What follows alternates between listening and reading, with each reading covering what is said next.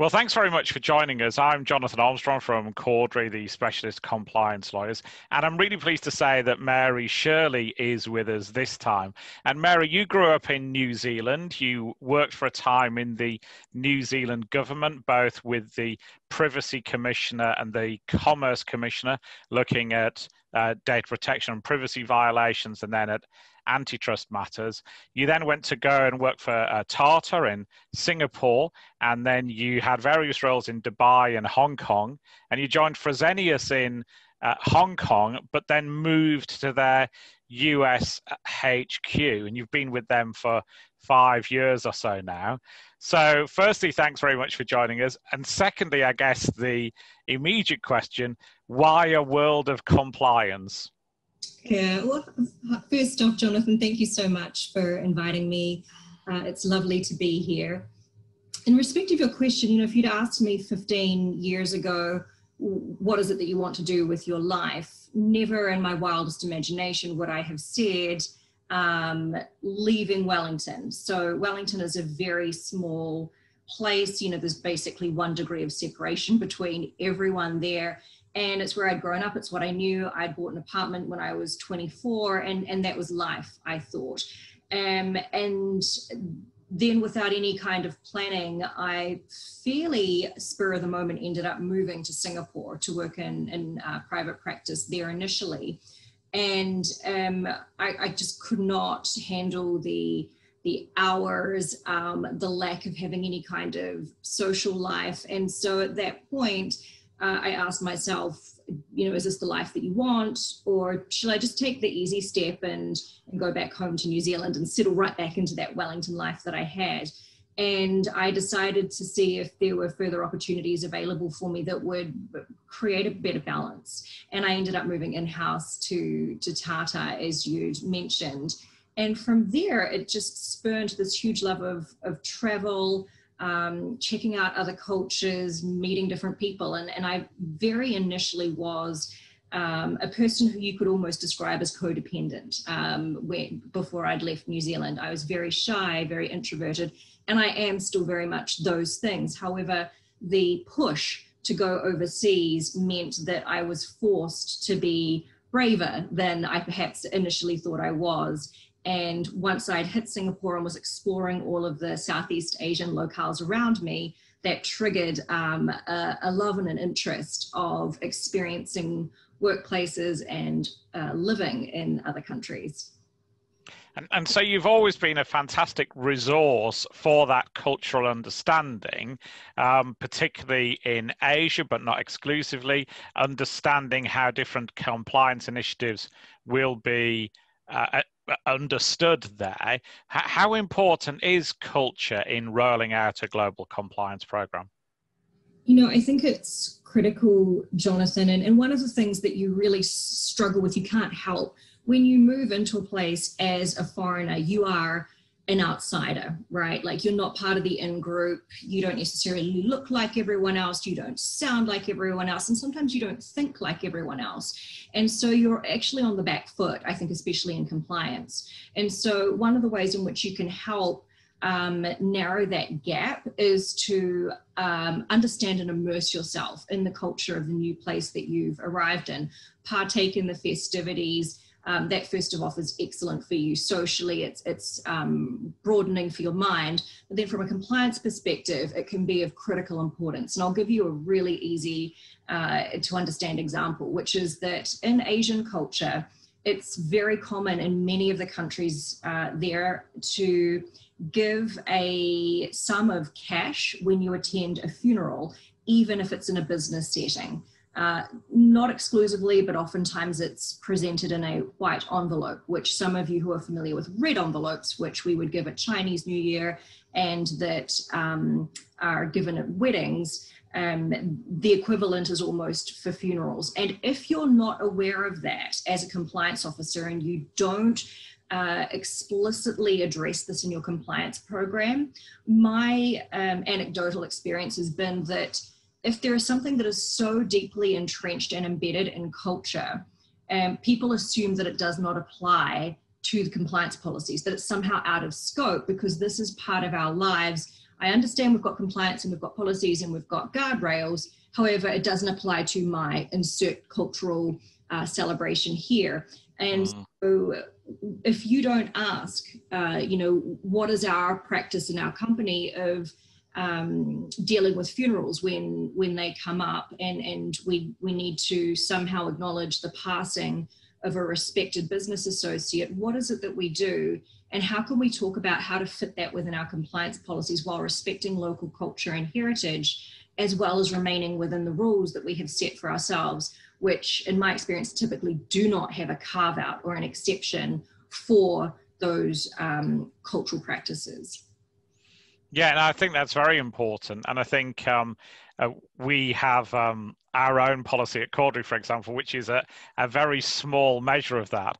But if you go on a trip, a business trip away, you have to buy a guidebook, you have to do a bit of research on the locale, and you have to build time to an account that enables us to measure it. Because, of course, a lot of lawyers, unless it's build to a particular account, then it's impossible to measure. But I think that repays itself hundreds of times over, just even small things like understanding a bit of the culture and a bit of the sensitivities.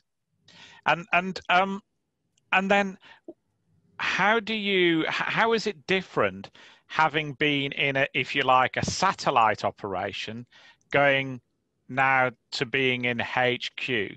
Are there any differences in the way in which you manage compliance in those two different environments? Yes, so that's an interesting question, Jonathan, and I won't speak from my Fresenius experience, because for the most part I've only ever been in satellite offices, but previously I have worked out of the global headquarters for compliance. So at Tata, Agreco, where I held a compliance role as head of compliance there.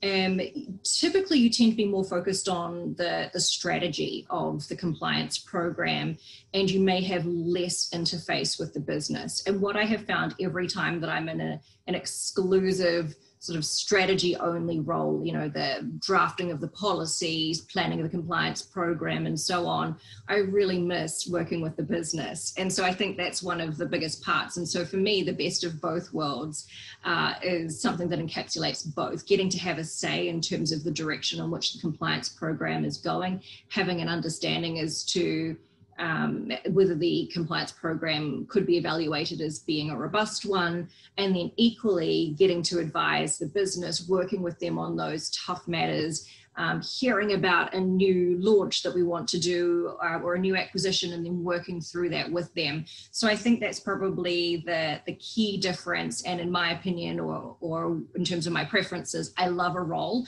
that encapsulates both of those things. Mm-hmm.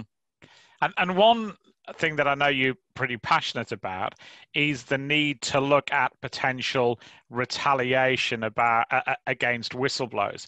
And of course, in many countries, or in some countries, retaliation is unlawful and can possibly be criminalized.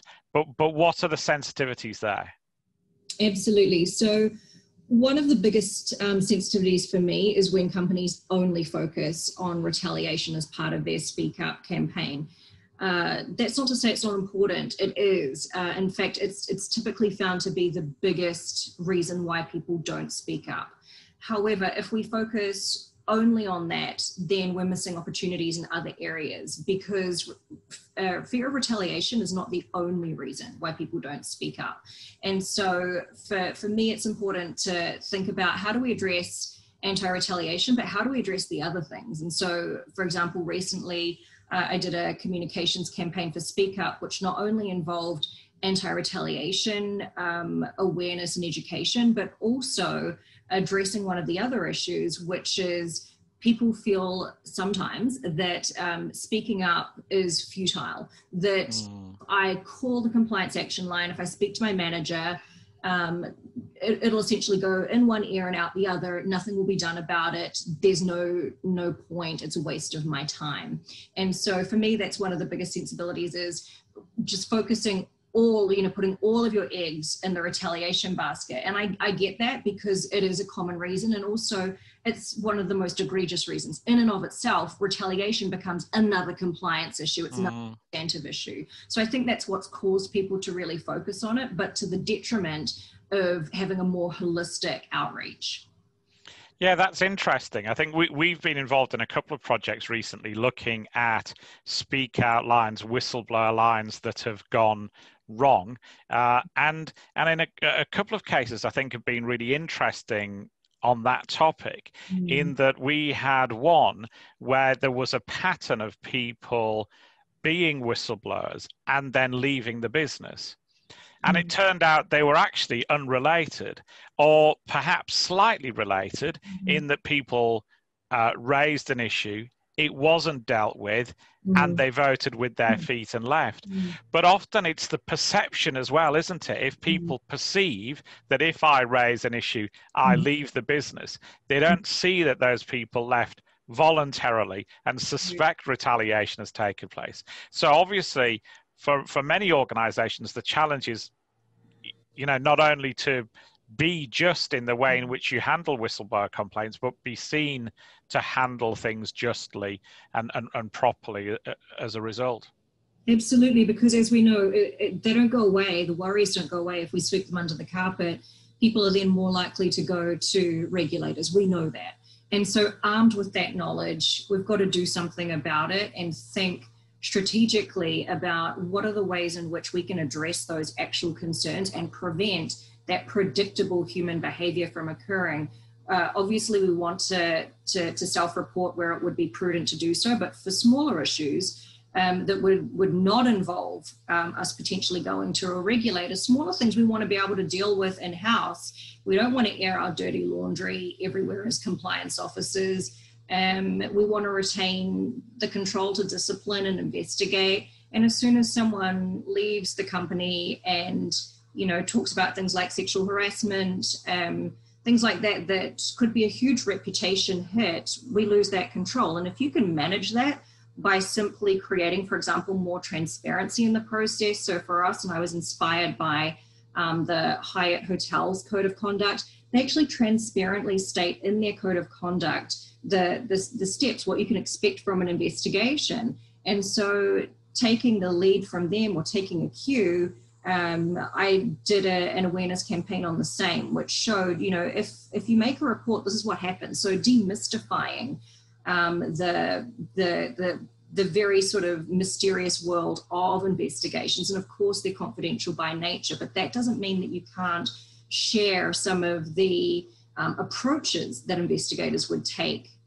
whilst maintaining the confidentiality of individual investigations. Yeah, good point.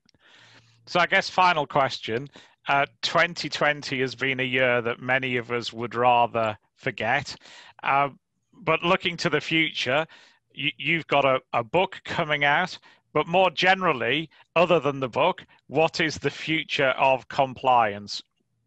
Yeah, so, there is a wacky distant cousin on my father's side of the family who claims that clairvoyancy historically ran on that side of the family. But just in case I take more after my mother, I'll take a more methodical approach to answering this question than what I'm feeling in my waters. So oftentimes, to see what the future holds, we look to the past. And if I were to think back to the last 10 years of what we've been seeing in compliance, we at that time had quite sort of specific subject matter areas that were substantive compliance topics. Anti-corruption, data privacy often fell into compliance programs, antitrust, insider trading, sometimes import-export control, that type of thing. And then as time has progressed, we've taken on more. And so when we think about things like the Modern Slavery Act coming into force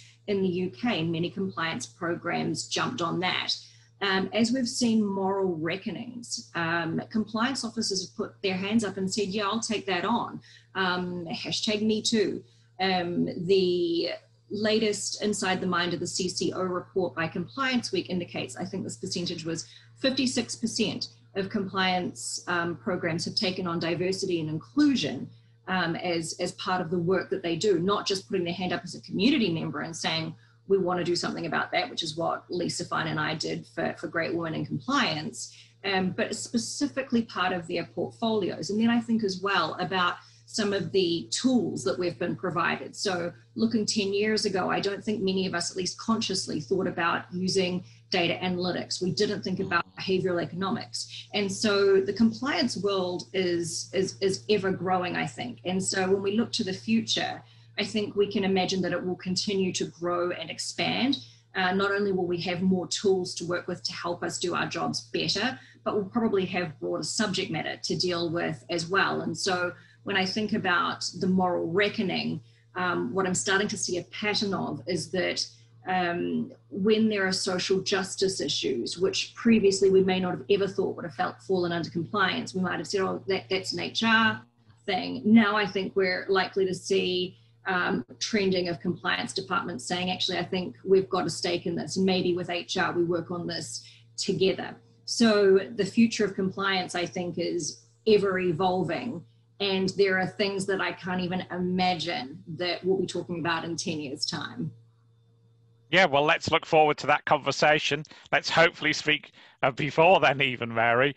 And, and thanks so much for joining us. This has been fascinating. And thank you at home for watching us as well. Thank you so much, Jonathan. It was lovely to be here.